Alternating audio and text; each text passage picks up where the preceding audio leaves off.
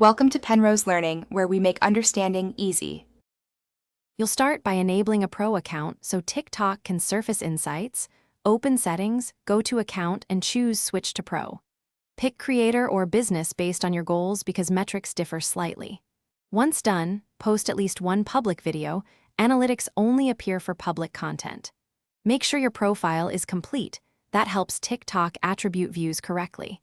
You're now ready to access the Analytics tab in your profile. Proceed to the next step to interpret the data. Now, access Analytics from the menu, tap the three dots, then choose Creator Tools or Analytics. You'll see Overview, Content, and Followers tabs. Each serves a purpose. Overview shows total views, profile visits, and follower growth over time, so use the date range to compare campaigns. Content lists top videos with play time, shares, and traffic sources. Drill into any video to see audience territories and watch time. Followers reveals active hours and demographics. Use that to schedule posts when your audience is online.